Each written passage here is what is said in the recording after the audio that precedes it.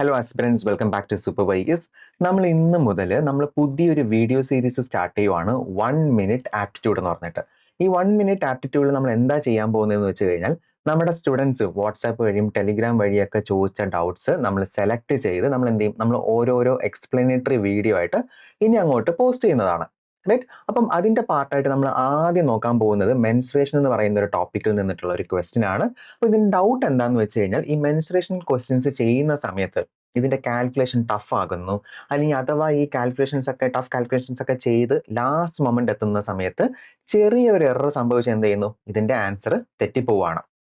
അപ്പം ഇത് നമുക്ക് എങ്ങനെ ക്വിക്കായിട്ട് നമുക്ക് ചെയ്യാൻ പറ്റും എന്നുള്ളത് എന്ത് ചെയ്യാം, നമുക്ക് ഇന്നത്തെ വീഡിയോയിൽ നോക്കാം. അപ്പം ഈ വീഡിയോ സ്റ്റാർട്ട് ചെയ്യുന്നതിന് മുന്നേ ആയിട്ട് ആദ്യം തന്നെ എനിക്കൊരു കാര്യം പറയണം. നമ്മുടെ ടൈറ്റിൽ എന്ന് പറയുന്നത് എന്താണ്? 1 മിനിറ്റ് ആപ്റ്റിറ്റ്യൂഡ് ആണ്. പക്ഷേ നമ്മുടെ ഈ വീഡിയോയുടെ ഡ്യൂറേഷൻ എന്താവാം? ഒരു 10 to 15 മിനിറ്റ്സ് ഈ വീഡിയോയുടെ ഡ്യൂറേഷൻ പോകാം. അതിനുള്ള ഒരു കാരണം എന്താണെന്ന് വെച്ച് കഴിഞ്ഞാൽ, എനിക്കിത് എല്ലാവരും കൺസിഡർ ചെയ്യണം അല്ലെ. ആദ്യമായിട്ട് കോമ്പറ്റേറ്റീവ് എക്സാംസ് എഴുതാൻ പോകുന്ന ഒരാളെയും കൺസിഡർ ചെയ്യണം. അതുപോലെ തന്നെ മൾട്ടിപ്പിൾ ടൈംസ് ഈ ഒരു എക്സാംസ് അല്ലെ, കോമ്പറ്റേറ്റീവ് എക്സാംസ്, സിസാറ്റ് ആയിക്കോട്ടെ, SSC ആയിക്കോട്ടെ, ബാങ്കിങ് ആയിക്കോട്ടെ, നിങ്ങൾ ഏതൊരു കോമ്പറ്റേറ്റീവ് എക്സാംസ് എഴുതിയാലും അപ്പം മൾട്ടിപ്പിൾ ടൈംസ് എഴുതുന്ന സ്റ്റുഡൻസ് ആണെങ്കിലും അവരെയും എനിക്ക് എന്ത് ചെയ്യണം, കൺസിഡർ ചെയ്യണം. അപ്പൊ അതുകൊണ്ട് തന്നെ ഞാൻ എന്ത് ചെയ്യും, നിങ്ങൾക്ക് ഡീറ്റെയിൽഡ് ആയിട്ടായിരിക്കും ഞാൻ ഈ വീഡിയോ എക്സ്പ്ലെയിൻ ചെയ്യാൻ പോകുന്നത്. അതുകൊണ്ട് തന്നെ ഈ വീഡിയോയുടെ ഡ്യൂറേഷൻ എന്താകാം, ഒരു 10-15 മിനിറ്റ് എന്ത് ചെയ്യാം, അധികം വരാം. പക്ഷേ ഞാൻ നിങ്ങൾക്ക് ഗ്യാരണ്ടി തരാം, വൺസ് നിങ്ങൾക്ക് ഈ ഒരു കോൺസെപ്റ്റ് കാര്യങ്ങളെല്ലാം മനസ്സിലായി കഴിഞ്ഞാൽ നിങ്ങൾക്ക് എന്ത് ചെയ്യാം, നിങ്ങൾക്ക് എക്സാമിന് നിങ്ങൾക്ക് 1 മിനിറ്റിൽ താഴെ എടുക്കുള്ളൂ ഈ ഒരു ക്വസ്റ്റ്യൻസ് അല്ലെങ്കിൽ ഇത്തരം ക്വസ്റ്റ്യൻസ് സോൾവ് ചെയ്യാനായിട്ട്. റൈറ്റ്. അപ്പൊ നമുക്ക് എന്ത് ചെയ്യാം, നമുക്ക് നമ്മുടെ ക്വസ്റ്റ്യനിലോട്ട് പോകാം. ഇവിടെ ഫസ്റ്റ് ക്വസ്റ്റ്യൻ എന്താ പറഞ്ഞിരിക്കുന്നത്? A cylindrical tank of radius 14 centimeter is full of water. If 616 liters of water are drawn out, then the water level in the tank is dropped by dash meter. അല്ലേ? ഇവിടെ first നിങ്ങൾക്ക് question വായിക്കുമ്പോൾ തന്നെ നിങ്ങൾക്ക് ഒരു പ്രശ്നം മനസ്സിലാവും. അതായത് ഇവിടെ നമുക്ക് എത്ര യൂണിറ്റ് വേരിയേഷൻസ് ആണ് നോക്കിക്കാൻ. ആദ്യം പറഞ്ഞിരിക്കുന്നത് എന്താണ്? സെന്റിമീറ്റർ ഇവിടെ പറഞ്ഞിട്ടുണ്ട്. രണ്ടാമത്തിൽ എന്താണ്? ലിറ്റേഴ്സ് പറയുവാണ്. നമ്മളോട് ചോദിച്ചിരിക്കുന്നതോ മീറ്ററിലാണ് അല്ലേ. ഇവിടെ തന്നെ എത്ര യൂണിറ്റ് വേരിയേഷൻസ് ഉണ്ട്. ഇനി ഈ 1 മീറ്റർ എന്ന് പറയുന്നത് എത്ര സെന്റിമീറ്റർ ആണ്? 100 സെന്റിമീറ്റർ ആണ്. അതുപോലെ തന്നെ 1 ലിറ്റർ എന്ന് പറയുന്നതോ 1000 സെന്റിമീറ്റർ ക്യൂബ് ആണ് അല്ലെ. ഈ രണ്ട് യൂണിറ്റ്സും അല്ലെങ്കിൽ ഈ രണ്ട് കൺവേർഷൻസും നിങ്ങൾക്ക് അറിയില്ല എന്നുണ്ടെങ്കിൽ, അല്ലെങ്കിൽ ഈ രണ്ട് വാല്യൂസ് നിങ്ങൾക്ക് അറിയില്ല എന്നുണ്ടെങ്കിൽ നിങ്ങൾക്ക് എന്ത് ചെയ്യാൻ പറ്റില്ല, നിങ്ങൾക്ക് ഈ സമ്മ് സോൾവ് ചെയ്യാൻ പറ്റില്ല. അപ്പം ബേസിക് ആയിട്ട് അറിഞ്ഞിരിക്കേണ്ട രണ്ട് വാല്യൂസ് എന്ന് പറഞ്ഞാൽ എന്താണ്? ഈ രണ്ട് വാല്യൂസ് ആണ് നിങ്ങൾ ബേസിക് ആയിട്ട് നിങ്ങൾക്ക് ഈ ഒരു ക്വസ്റ്റ്യൻ സോൾവ് ചെയ്യാനായിട്ട് അറിയുന്നത് അല്ലേ. ഇതൊക്കെ നിങ്ങൾ എന്ത് ചെയ്തിട്ടുണ്ടാവും, നിങ്ങൾ പണ്ട് സ്കൂളിൽ പഠിച്ചിട്ടുള്ള കാര്യമാണ്. ഇതൊക്കെ നിങ്ങൾക്ക് അറിയാവുന്ന കാര്യങ്ങളാണ്. നിങ്ങൾക്ക് എന്താണോ അറിയാവുന്ന കാര്യങ്ങൾ അത് വെച്ചിട്ടായിരിക്കും എന്ത് ചെയ്യാൻ പോകുന്നത്, നമ്മൾ ഈ ഒരു ക്വസ്റ്റ്യൻ അല്ലെങ്കിൽ ഈ ഒരു സമ്മ് നമ്മൾ സോൾവ് ചെയ്യാനായിട്ട് പോകുന്നത്. റൈറ്റ്. ഇനി നമുക്ക് ക്വസ്റ്റ്യൻ ഒന്ന് പ്രോപ്പർ ആയിട്ട് നമുക്ക് എന്ത് ചെയ്യാം, നമുക്കൊന്ന് ഡീകോഡ് ചെയ്ത് നോക്കാം. ഞാൻ എൻ്റെ എല്ലാ സ്റ്റുഡൻസിനോടും പറയുന്ന ഒരു കാര്യമാണ്, നിങ്ങൾ ക്വസ്റ്റ്യൻസ് നന്നായി വായിച്ച് മനസ്സിലാക്കിയാൽ നിങ്ങളുടെ 50% അവിടെ കഴിയും. ബാക്കി 50% എന്ന് പറയുന്നത് നിങ്ങൾ ഏത് മെത്തേഡ് അപ്ലൈ ചെയ്യും എന്നതിനെ ബേസ് ചെയ്തിട്ടായിരിക്കും. റൈറ്റ്. അപ്പൊ നമുക്ക് എന്ത് ചെയ്യാം, ക്വസ്റ്റ്യൻസ് നന്നായിട്ടൊന്ന് ഡീകോഡ് ചെയ്ത് നോക്കാം. ക്വസ്റ്റ്യൻ എന്താ പറഞ്ഞിരിക്കുന്നത്? A cylindrical tank of radius. അതായത് ഇപ്പൊ സപ്പോസ് ഇതൊരു സിലിണ്ടറിക്കൽ ടാങ്ക് ആണെന്ന് വിചാരിച്ചോളൂ അല്ലെ. ഇതൊരു സിലിണ്ടറിക്കൽ ടാങ്ക് ആണ്. ഇതിന്റെ റേഡിയസ് എത്രയാണെന്ന് പറഞ്ഞിട്ടുണ്ട്?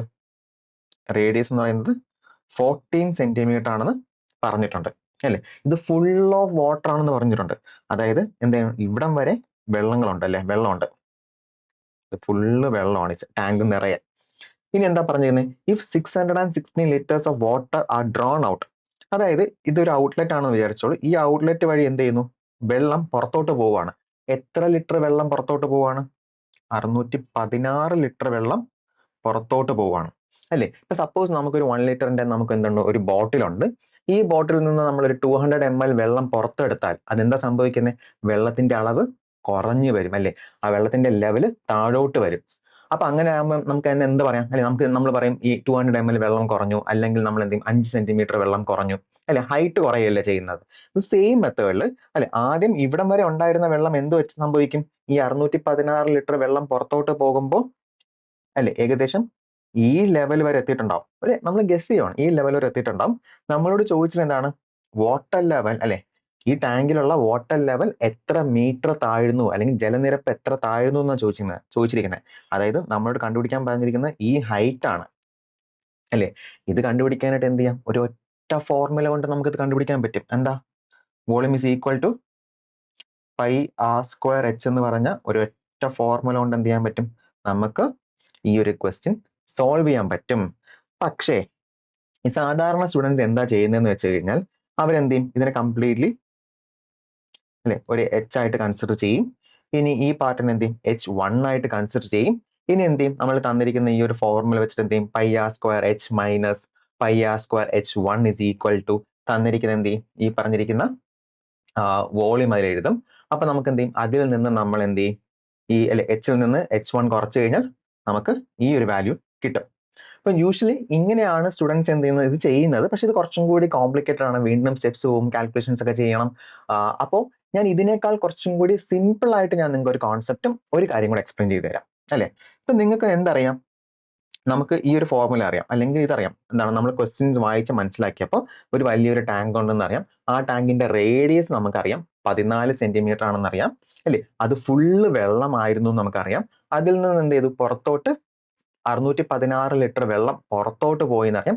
അപ്പൊ നമുക്ക് എത്ര ജലനിരപ്പ് അല്ലെങ്കിൽ എത്ര ആ വാട്ടർ ലെവൽ എത്ര മീറ്റർ താഴ്ന്നു എന്നാണ് നമ്മളോട് എന്ത് ചെയ്യാൻ പറഞ്ഞിരിക്കുന്നത്? കണ്ടുപിടിക്കാൻ പറഞ്ഞിരിക്കുന്നത്. അല്ലേ? അപ്പോ അങ്ങനെയാണെങ്കിൽ നമുക്ക് എന്ത് ചെയ്യും? ഇത് സെയിം റേഡിയസ് ഉള്ള മറ്റൊരു ടാങ്ക് ആണെന്ന് വിചാരിച്ചോളൂ.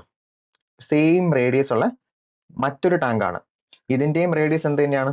40 സെന്റിമീറ്റർ തന്നെയാണ്. ഈ ഒരു പുതിയ ടാങ്കിലോട്ടാണ് നമ്മൾ എന്ത് ചെയ്തിരിക്കുന്നത്? ഈ വെള്ളം മാറ്റിയെന്ന് നിങ്ങൾ വിചാരിച്ചോളൂ. അങ്ങനെയാണ് ഇവിടെ എന്താ സംഭവിക്കുന്നത്? ഈ ടാങ്കിൽ ഇനി എത്ര ലിറ്റർ വെള്ളം ഉണ്ടാവും? 616 ലിറ്റർ വെള്ളം ഉണ്ടാവും. ഇതും ഫുള്ള് വെള്ളമാണെന്ന് വിചാരിച്ചോളൂ. ഈ 616 ലിറ്റർ നിറയുന്ന ഒരു ടാങ്ക് ആണെന്ന് വിചാരിച്ചോളൂ. അങ്ങനെയാണെങ്കിൽ എന്തായിരിക്കും ഇവിടുത്തെ വോളിയം എന്ന് പറയുന്നത്? അല്ലെ, വോളിയം കണ്ടുപിടിക്കാൻ എന്ത് ചെയ്താൽ മതി? പൈ ആർ സ്ക്വയർ എച്ച് എടുത്താൽ മതി. ഇവിടെ വോളിയം നമുക്കറിയാം. ഇവിടുത്തെ വോളിയം എന്താണ്? 616 ലിറ്റർ ആണ്. അപ്പൊ ഇനി അടുത്തൊരു ചോദ്യം, അല്ലെ, നമുക്ക് തന്നിരിക്കുന്ന 1 സെന്റിമീറ്ററിലും നമ്മളോട് ചോദിച്ചിരിക്കുന്നത് മീറ്ററിലുമാണ്. അങ്ങനെയാണെങ്കിൽ ഇവിടെ എന്തില്ല? ഇവിടെ ആ ലിറ്റർ കോൺസെപ്റ്റ് ഇല്ല. നമ്മൾ എന്ത് ചെയ്യേണ്ടി വരും? നമ്മൾ ഇൻറ്റു അല്ലെ 1000 സെന്റിമീറ്റർ ക്യൂബായിട്ട് എടുക്കേണ്ടി വരും. ഇസ് ഈക്വൽ ടു അല്ലെ, പൈ ഇവിടെ എന്താ പറഞ്ഞിരിക്കുന്നത്? പൈ പറഞ്ഞിരിക്കുന്നത് 22/7 ആണ്. Into R square. R square എന്ന് പറയുമ്പോൾ 14 സ്ക്വയർ ആണ്. ഇവിടെ നിങ്ങൾ 14 സ്ക്വയർ ആയിട്ട് എടുക്കണ്ട. അതിന് പകരം നിങ്ങൾ എന്ത് ചെയ്താൽ മതി? 14 ഇൻറ്റു 14 എടുത്താൽ മതി. രണ്ടും സെന്റിമീറ്ററിലാണ്. അല്ലെ? ഇൻറ്റു എന്താണ് നമ്മളോട് കണ്ടുപിടിക്കാൻ പറഞ്ഞിരിക്കുന്നത്? ഈ എച്ച് ആണ്. അല്ലേ? അപ്പം എന്ത് ചെയ്താൽ മതി? നിങ്ങൾക്ക് ഇത് കാണുമ്പോൾ തന്നെ അറിയാം. ഇത് സോൾവ് ചെയ്താൽ നിങ്ങൾക്ക് ഇതിൽ എച്ചിന്റെ വാല്യൂ കിട്ടും. അതിന് മുന്നേ ആയിട്ട് ഇനി നിങ്ങളോട് പറഞ്ഞു തരാനായിട്ടുള്ള 2-3 കാര്യങ്ങളുണ്ട്. ഒന്നെന്ന് പറഞ്ഞിരിക്കുന്നത്, ഇവിടെ നിങ്ങൾ ഓപ്ഷൻസ് നോക്കിക്കേ. ഈ ഓപ്ഷൻസ് ഒക്കെ എല്ലാം എന്ത് തന്നെയാണ്? എല്ലാം നമ്മളോട് ചോദിച്ചിരിക്കുന്ന ഈ മീറ്റർ ആണല്ലേ, ഈ ഹൈറ്റ് ആണ്. അല്ലെ? ഈ ഹൈറ്റ് ആണ് ചോദിച്ചിരിക്കുന്നത്. അല്ലെ? തന്നിരിക്കുന്നതെല്ലാം ഈ ഹൈറ്റിന്റെ വാല്യൂസ് ആണ്, അല്ലെങ്കിൽ മീറ്ററിന്റെ വാല്യൂസ് ആണ് നമുക്ക് തന്നിരിക്കുന്നത്. 1000, 100, 110. ഇനി നിങ്ങൾ ഇവിടെ നോക്കിക്കേ. ഇവിടെ എന്താ തന്നിരിക്കുന്നത്? അല്ലെ, ഇവിടെ നമുക്ക് 616 into 1000 centimetre cube is equal to അല്ലെ 22/7 ഇൻറ്റു 14 ഇൻറ്റു 14 ഇൻറ്റു എച്ച്. അപ്പൊ നമുക്കിത് സിംപ്ലിഫൈ ചെയ്താൽ എന്ത് കിട്ടും? എച്ചിന്റെ വാല്യൂ കിട്ടും. നിങ്ങൾക്ക് എല്ലാവർക്കും അറിയാം. എന്താ ഞാൻ പറയാൻ പോകുന്നതെന്ന് വെച്ച് കഴിഞ്ഞാൽ അതിനർത്ഥം തന്നെ എന്താണ്? ഇവിടെ തന്നിരിക്കുന്ന എല്ലാം ഒരു റൗണ്ടഡ് ഫിഗേഴ്സ് ആണ്, ഓപ്ഷൻസ് അല്ല. അതിനർത്ഥം എന്ന് പറയുന്നത് എവിടേക്കോ നന്നായി ഇത് വെട്ടിപ്പോകുന്നാണ് അർത്ഥം. അല്ലെ? ചിലപ്പോൾ നിങ്ങൾക്ക് എന്താവാം? ചിലപ്പോൾ നിങ്ങൾക്ക് ആൻസർ 1000 ആവാം, ചിലപ്പോൾ 100 ആവാം. അല്ലെ? ഇവിടെ നോക്കുന്ന സമയത്ത് എന്താണ്? നമുക്ക് ഇവിടെ ഒരു അല്ലെ, ഇവിടെ നമുക്ക് എന്താണ്? ഇവിടെ നമുക്കൊരു 1000 ഉണ്ട്. അപ്പൊ 1000 ഉണ്ടെങ്കിൽ അതിനർത്ഥം എന്ന് പറയുന്നത് ബാക്കിയൊക്കെ വെട്ടിപ്പോവാന്നുള്ളതാണ്. ഞാൻ ഇത് പറഞ്ഞു തരുന്നത് എക്സാമിന് നമുക്ക് എങ്ങനെ ചിന്തിക്കണം എന്നുള്ളതാണ്. അപ്പൊ അങ്ങനെയാണെങ്കിൽ എന്ത് ചെയ്യാം? ചിലപ്പോൾ 1000 ആവാം, ചിലപ്പോൾ എന്ത് ചെയ്യാം? ഇത് 100 ആവാം, ചിലപ്പോൾ ഇത് 1 ആവാം, ചിലപ്പോൾ ഇത് 10 ആവാം, എന്ത് വേണമെങ്കിലും ആകാം. അപ്പോൾ നമ്മൾ ചെയ്യേണ്ട എന്താണ്? നമ്മളിത് സ്പീഡായിട്ട് ക്വിക്കായിട്ട് നമുക്ക് എന്ത് ചെയ്യണം? നമുക്കിത് കട്ട് ചെയ്ത് പോകണം. അപ്പൊ നിങ്ങളെ കണ്ണ് ആദ്യം പോകുന്നത് ഡെഫിനറ്റ്ലി എവിടെ തന്നെയായിരിക്കും? ഈ 7-ലും ഈ 14-ലായിരിക്കും. അല്ലെ? അപ്പം 7 2s are 14 ആണ്. അപ്പൊ 2 times അത് കട്ട് ചെയ്ത് പോകും. ഇനി നിങ്ങൾ പറയും, സാർ നമുക്ക് വേണമെങ്കിൽ 2-നെയും 14-നെയും കട്ട് ചെയ്യാം, അപ്പൊ നമുക്ക് വീണ്ടും ഒരു 7 വരില്ലേ എന്നൊക്കെ ചോദിക്കും. അതിന് മുന്നേ ആയിട്ട് നിങ്ങൾ ഈ തന്നിരിക്കുന്ന വാല്യൂ ഒന്ന് നോക്കിക്കേ. 616. 616 എന്ന് പറയുമ്പോൾ അത് ഏത് നമ്പർ കൊണ്ട് നമുക്ക് പെട്ടെന്ന് എളുപ്പത്തിന്, വലിയ നമ്പർ കൊണ്ട് ഏത് വലിയ നമ്പർ കൊണ്ട് ഡിവൈഡ് ചെയ്യാൻ പറ്റും? ഒന്ന് ആലോചിച്ച് നോക്കിക്കേ. നിങ്ങൾ ഡിവിസിബിലിറ്റി റൂൾ നന്നായി പഠിച്ചിട്ടുണ്ടെങ്കിൽ നിങ്ങൾക്ക് ഒരു കാര്യം മനസ്സിലാവും. അതായത് ഇവിടുത്തെ ഓഡ് പൊസിഷനിലെ നമ്പർ ഏതാ തന്നിരിക്കുന്നത്? 6 ആണ്. അല്ലെ? അടുത്ത ഓഡ് പൊസിഷനിലെ നമ്പർ എന്ന് പറയുന്നത് 6 ആണ്. ഈ 6ഉം 6ഉം കൂട്ടിയാൽ അവിടെ എന്ത് വരും? 12 വരും. ഇനി ഈവൻ പൊസിഷനിലെ നമ്പർ ഏതാണ്? ഈവൻ പൊസിഷനിലെ നമ്പർ എന്ന് പറഞ്ഞാൽ 1 ആണ്. ഈ ഓഡ് പൊസിഷന്റെയും ഈവൻ പൊസിഷന്റെയും ഡിഫറൻസ് എന്താ ഇവിടെ? അല്ലെ 11 വരും. അപ്പൊ നമുക്കറിയാം 11 വരുവാണെങ്കിൽ, അതായത് നമുക്ക് തന്നിരിക്കുന്ന നമ്പേഴ്സിന്റെ അല്ലെ തന്നിരിക്കുന്ന നമ്പറിന്റെ ഓഡ് പൊസിഷൻസ് എല്ലാം ആഡ് ചെയ്ത് അതുപോലെ തന്നെ ഈവൻ പൊസിഷൻസ് നമ്പർ എല്ലാം ആഡ് ചെയ്തിട്ട് അവരുടെ ഡിഫറൻസ് എന്ന് പറയുന്നത് 11 അല്ലെ 11 അല്ലെങ്കിൽ 11ന്റെ മൾട്ടിപ്പിൾസോ അല്ലെങ്കിൽ 0 വരുവാണെങ്കിൽ എന്തായിരിക്കും? അത് 11 കൊണ്ട് ഡിവിസിബിൾ ആയിരിക്കും എന്നാണ് അതിനർത്ഥം അല്ലെ?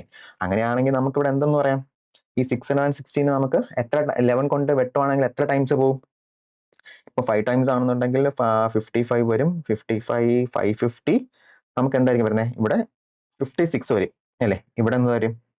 2 വരും. റൈറ്റ്? അപ്പൊ ഇനിയും പറയുമ്പോൾ നമുക്ക് ഇനിയും വേണമെങ്കിൽ 2 വെച്ച് കട്ട് ചെയ്യാമല്ലോ. എന്തിന് 2 വെച്ച് കട്ട് ചെയ്യണം? കാരണം എന്താണ്? ഇവിടെ ഓപ്ഷൻസ് തന്നിരിക്കുന്ന എല്ലാം റൗണ്ടഡ് ഫിഗേഴ്സ് ആണ്. നിങ്ങൾ വലിയ ഏതെങ്കിലും നമ്പർ എടുത്ത് കട്ട് ചെയ്യാൻ പറ്റുമോ എന്നുള്ളത് നിങ്ങൾ നോക്കൂ. അപ്പൊ എന്താണ് ഇവിടെ നമുക്ക് നോക്കുമ്പോൾ 2 into 2 4 വരുന്നുണ്ട് അല്ലെ? 4 വരുന്നുണ്ട്. ഇപ്പൊ 4 വരുവാണെങ്കിൽ എന്ത് ചെയ്യും? 4 വെച്ചിട്ട് 56 കട്ട് ചെയ്യാൻ പറ്റുമോ നോക്കാം. ഇപ്പം 10 ടൈംസ് ആണെന്നുണ്ടെങ്കിൽ 40 വരും. അഗൈൻ 4 ടൈംസ് 16 വരും. അപ്പൊ എന്തായിരിക്കും വരുന്നത്? ഇവിടെ 14 വരും അല്ലെ? നമുക്ക് നോക്കുന്ന സമയത്താണ് ഈ 14 പോവും, ഈ 14 പോയിട്ടുണ്ടാവും. ഇനി ബാക്കി എന്താ വരുന്നത്? ബാക്കി എന്ന് പറയുന്നത് 1000 ആണ് അല്ലെ? അപ്പം നോക്കുന്ന സമയത്ത് എന്താണ്? അയ്യോ സാർ, ഇവിടെ എന്തുണ്ട്? ഇവിടെ ഓപ്ഷൻ എ ഉണ്ട്. അപ്പൊ നമ്മൾ എന്ത് ചെയ്യും? മാർക്ക് ചെയ്തിട്ട് വീട്ടിൽ പോവും. വീട്ടിൽ പോകരുത്. കാരണം എന്താണ്? ഇവിടെ ഉള്ളത് എന്താണ്? 1000 സെന്റിമീറ്റർ ക്യൂബ് ആണ്. ക്യൂബ് ആണോ? കാരണം എന്താണ്? ഇവിടെ 14 കട്ട് ചെയ്ത് പോകുമ്പോൾ തന്നെ എന്ത് ചെയ്യും? ഈ സെന്റിമീറ്റർ ഒക്കെ പോകും അല്ലെ? ഇനി ഇവിടെ ബാക്കി എന്താ തന്നെ ആയിരിക്കും? 1000 സെന്റിമീറ്റർ ആയിരിക്കും വരുന്നത്. നമ്മളോട് ചോദിച്ചിരിക്കുന്നത് എന്താണ്? മീറ്ററിലാണ് നമ്മളോട് ചോദിച്ചിരിക്കുന്നത്. അപ്പൊ നിങ്ങൾ ഇവിടെ എ മാർക്ക് ചെയ്താൽ എന്താ സംഭവിക്കുന്നത്? ഇവിടെ തെറ്റിപ്പോകും. കാരണം നമ്മൾ എക്സാമിൽ നമ്മൾ ഇരിക്കുന്ന സമയത്ത് നമ്മൾ ഇതൊന്നും ചിന്തിക്കില്ല. നമുക്ക് എങ്ങനെയെങ്കിലും സോൾവ് ചെയ്യണം. കാരണം ആ സമയത്ത് ഇപ്പൊ നിങ്ങൾ UPSC എക്സാം ആണെങ്കിൽ എന്തായിരിക്കും പറ്റുന്നത്? പേപ്പർ 1 രാവിലെ കഴിയും. പേപ്പർ 1ന്റെ ടെൻഷനിലായിരിക്കും നിങ്ങൾ എന്ത് ചെയ്യുന്നത്? നിങ്ങൾ പേപ്പർ 2 കയറുന്ന സമയം.